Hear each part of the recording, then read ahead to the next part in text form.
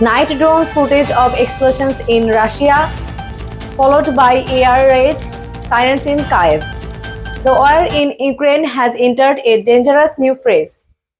In a bold and unprecedented move, Ukrainian forces have launched long-range drone strikes deep inside Russian territory, targeting airbases, ammunition depots, and command centers hundreds of miles beyond the front lines.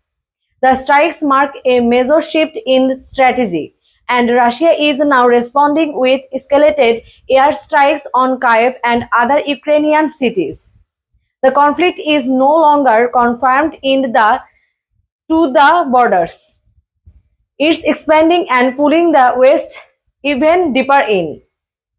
Map animation showing strike location in Russia, Belgorod, Voronezh and Rostov. In just the last 72 hours, Ukraine has reportedly carried out at least 10 coordinated drone attacks on targets inside Russia, including military infrastructure near Belgorod, Voronezh, and even near Rostov-on-Don, home to key Russian military command centers. Officials in Kyiv say the attacks were aimed at disrupting Russia's logistics, air operations, and missile stockpiles. Ukrainian officials say that if Russia can strike Kyiv, we can strike back. This is defense, not provocation. Aftermath footage of Russia airstrikes in Kyiv, civilian buildings damaged. Russia's response was swift and brutal. Moscow launched one of the largest missile barrages in months, targeting Kyiv, Kharkiv, and Lviv, and damaging civilian infrastructure, power stations, and apartment buildings.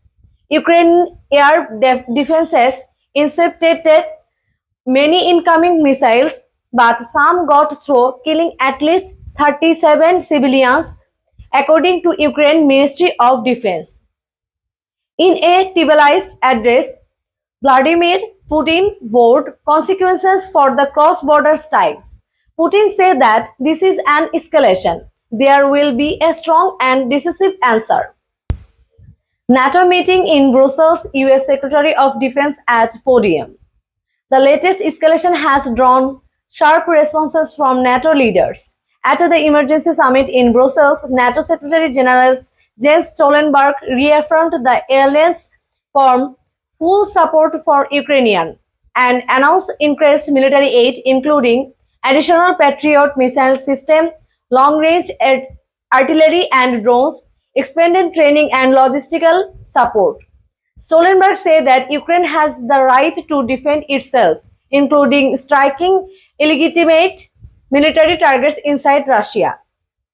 Capitol Hill, US press conference with Defense Secretary and military advisor. The United States, which has already provided over $120 billion in aid to Ukraine since the war began, is also stepping up. Defense Secretary L. Lloyd Austin confirmed that Washington has eased restrictions on how Ukrainian forces can use US-supplied weapons, effectively greenlighting limited cross-border use against Russian military targets. This marks a major policy shift and one that's already drawing criticism. US senators say that we support Ukraine, but we must avoid direct war with Russia. We are walking a tightrope. Analysts and military strategists on international news. Analysts say Ukraine's new offensive tactics reflect growing confidence in its domestically deployed drones and improved intelligence from Western allies. But there's risk. Russia may escalate even further, possibly targeting critical Ukrainian infrastructure. NATO could be drawn into direct confrontation if the Kremlin retaliates near alliance borders. And with the 2025 US presidential election looming, Ukraine's future support from Washington remains uncertain. Inside both countries, public sentiment is shifting. In Ukraine, many see the strikes as long overdue justice, a way to take the war to the invader. In Russia, there's growing unease. While state media downplays the attacks, images of burning bases and explosions hundreds of miles from Ukraine are raising fresh fears that no parts of Russia is truly safe. NATO weapons arriving, Ukrainian drones launching, somber civilians watching new updates. The war is changing faster, deadlier, and more unpredictable, with long-range weapons, shifting red lines, and global strikes.